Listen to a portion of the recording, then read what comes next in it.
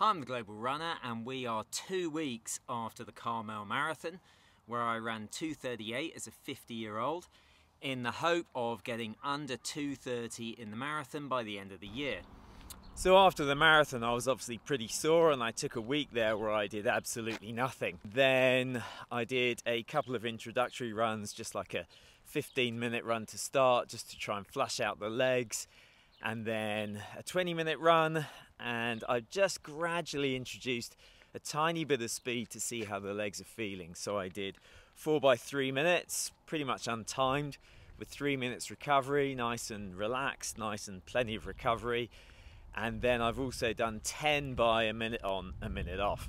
All of that is really designed to just get the legs moving again, not tax them unduly, but just get them moving so that I can get them prepped and ready again for when I want to start running again. I've also been doing a few sort of strength and mobility exercises, nothing too taxing, but just enough to keep the legs moving and in balance, and working on mobility more than strength really.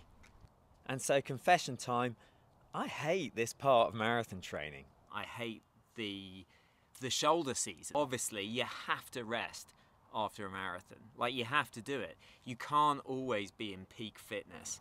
And if you try and be in peak fitness, you're just going to get injured.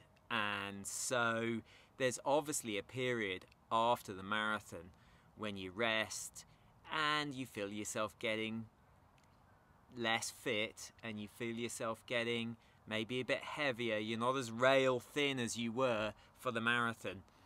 And that's something that I'm struggling with this time around. One of the things I'm struggling with is giving up the fitness.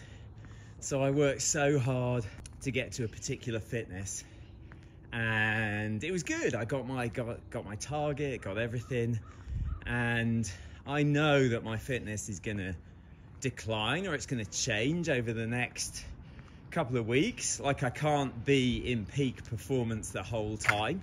But letting go of that fitness is, I don't know, it's a bit tough mentally. I'm not enjoying that feeling of getting less fit and feeling a bit heavier and not getting my daily run. And I know the daily run is something that we all have, which helps us with stress and helps us with our daily routine.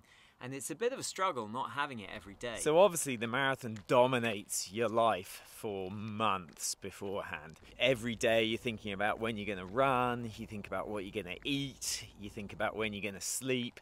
Everything is dominated by this marathon, and that's sort of your sole focus. And when you finish the marathon, when you've done that target, you almost lose focus. Again, that takes a bit of getting used to, I think. There's a bit of a lack of focus when you don't have that objective in your life anymore.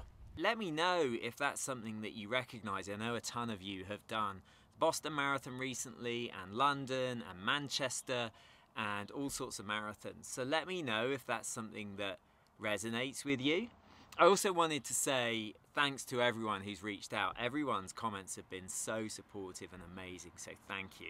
Really appreciate every single comment and every single view. And finally, I wanted to give a shout out to the guy who recognised me in the Carmel Marathon at about mile 11.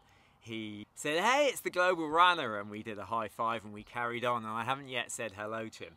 So I just wanted to acknowledge and appreciate the fact that he reached out to me in that way. So thank you very much for that. So I didn't want to be too depressing, but I did want to be honest with how I'm feeling, and hopefully that resonates with some of you. Just a few random thoughts, given that the focus recently has been on recovery. I think I'm going to focus a bit more on cross-training for the next, certainly, week, and see where things come up from them.